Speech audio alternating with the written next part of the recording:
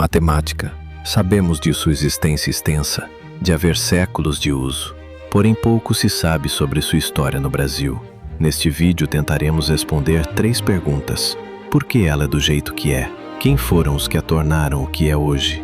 Qual a nossa herança? Para isso abordaremos 4 brasileiros que viveram diferentes fases da matemática, cada um em diferentes épocas do Brasil, indo do tataravô, passando pelo bisavô, avô, pai, até chegarmos em nós.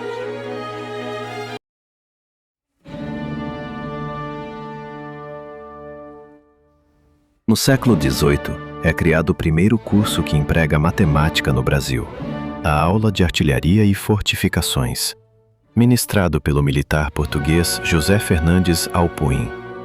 Nascido em Portugal, seguindo os passos de seu pai, estudou na Academia de Viana Castelo, onde também atuou como professor substituto. Os livros utilizados em suas aulas, Exame de Artilheiros e Exame de Bombeiros, foram os primeiros livros didáticos de matemática escritos no Brasil.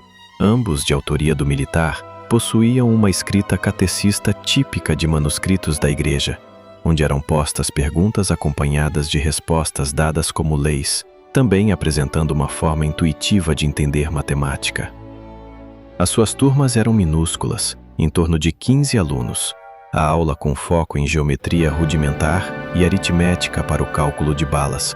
Resumindo, a aula do ancião matemático era focada no preparo técnico militar.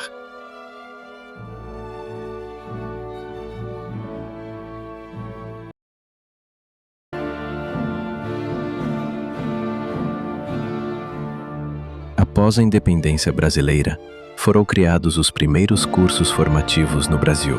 Dentre eles, está os cursos jurídicos. Os responsáveis pelos exames de entrada nesses cursos estavam em dúvida no que seria cobrado na prova. Então é incluída a geometria, ou seja, a matemática obteve caráter de saber básico, uma conquista enorme, visto que era utilizada somente por mercadores e militares. Nisso, Jerônimo Pereira Lima, o bisavô matemático, trabalhava dando aula nos cursinhos preparatórios, onde ensinava-os geometria por meio de um apanhado de vários conteúdos, escritos em seu texto, Pontos de Geometria para Provas Escritas, nos exames da instrução pública da corte. O principal papel dele era fazer com que os alunos fixassem todos os pontos e então pudessem fazer as provas escritas e orais.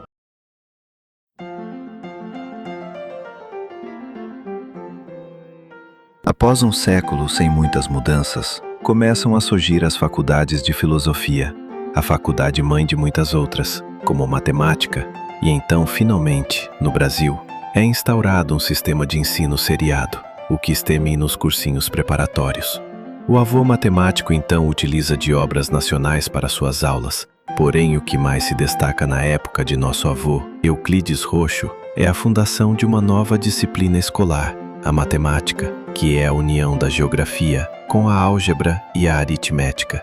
Os alunos deixam de ser em sua maioria da classe alta. Com o crescimento da classe média, aumenta o número de estudantes da mesma. Com isso surgem dúvidas de como a matemática moderna poderia ser empregada, utilizada a geometria espacial, introduzir o cálculo integral e diferencial no ensino secundário. Mesmo assim, nosso avô decidiu por ir pelo tradicional. Em vez de misturar tudo em um só, somente pegou a álgebra, geometria e aritmética e ensinou cada uma em dias diferentes na semana.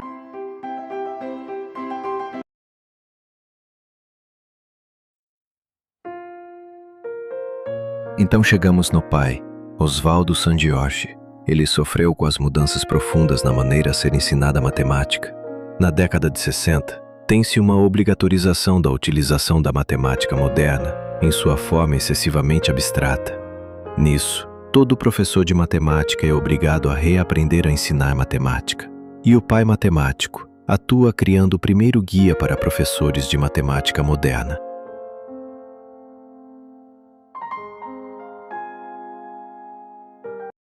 Depois de toda essa história, o que podemos observar?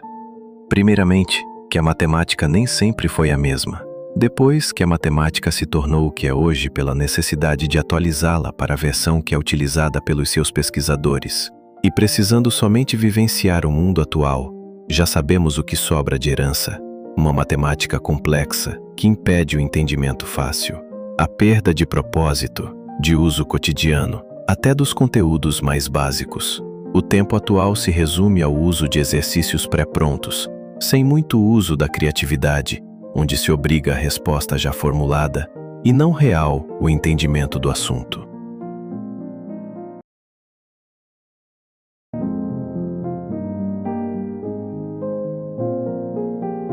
Sou licenciando de matemática, utilizador de todos esses mesmos métodos de ensino de matemática empurrados contra a goela abaixo. Sem muito questionamento faço minha parte.